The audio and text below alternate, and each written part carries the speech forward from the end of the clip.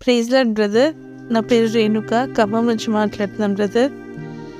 నా సాక్ష్యం ఏమంటే, నేను కోల్పోయిన జీవితాన్ని నేను తిరిగి పొందుకున్నాను.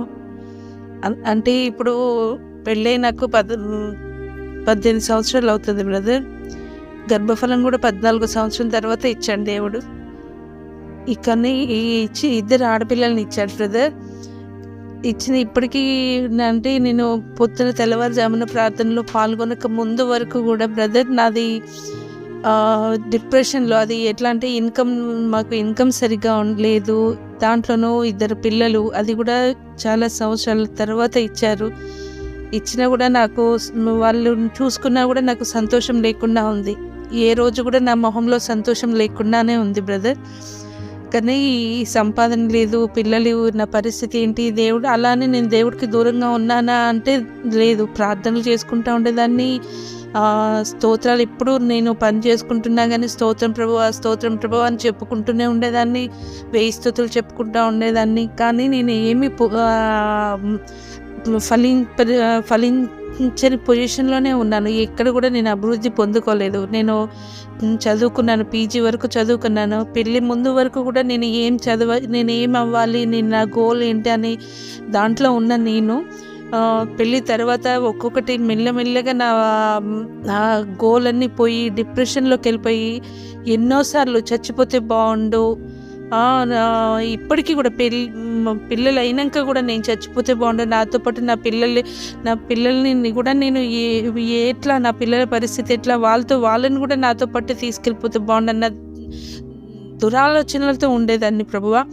నా భర్త మీద కూడా నాకు చాలా కోపం ఉండేది. ఎప్పుడు తనతో సరిగ్గా ఒక 5 నిమిషాలు కూడా ప్రేమతో వాక్యం విని తనతో ప్రేమతో మాట్లాడినా కానీ ఎమ్మటే మళ్ళీ కోపం వచ్చేది. అది తాత్కాలికంగా అనిపించేది, మనస్ఫూర్తిగా ఉండేదాన్ని కాదు. మనస్ఫూర్తిగా తనతో సమాధానం ఉండేదే కాదు ప్రభువా.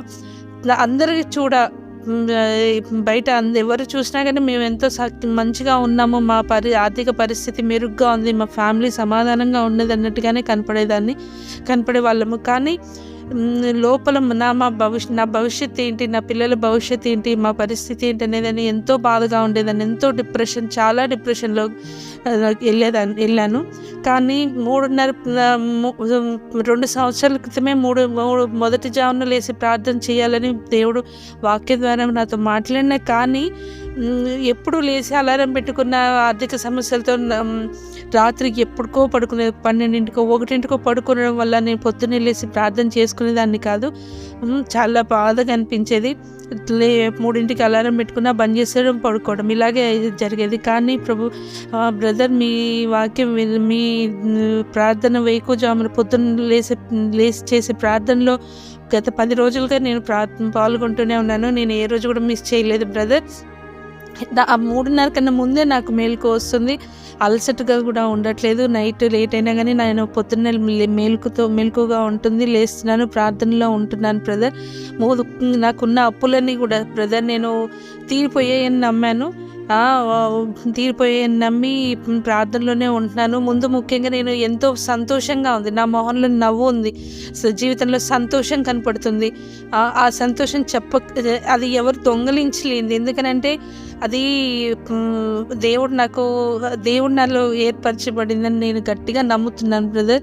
ఇది పరిస్థితులు ఎంత కఠినంగా ఉన్నా కానీ ఆర్థిక పరిస్థితులు ఇప్పుడు వరకు పరచబడలేదు. దేవుడు తీర్చిపోతున్నాడు, నా పరిస్థితిని ఇంత మార్చబోతున్నాడు. కాబట్టి నేను అది నమ్మాను. అది ఎవరు తీసేది కాదు, దేవుడు తీసిన తలుపులు అవి, ఎవరు మూసేవి కాదు బ్రదర్. నేను అది నమ్మాను, ఎంతో బలపడ్డాను బ్రదర్. దాని ద్వారా నా కుటుంబాన్ని నేను కొత్తగా కట్టుకోబోతున్నాను. నాకు ఒక గోల్తో నేను ఉన్నాను బ్రదర్. ఇది ఇచ్చిన ఈ గొప్ప అవకాశాన్ని బట్టి కూడా దేవుడికి ఘనత మహిమ చెల్లించుకుంటూ ఈ చిన్ని ప్రార్థన యేసయ్య పరిశుద్ధ నామమున సమర్పించి నమ్మి పొందుకుంటున్నాను బ్రదర్. Thank you brother.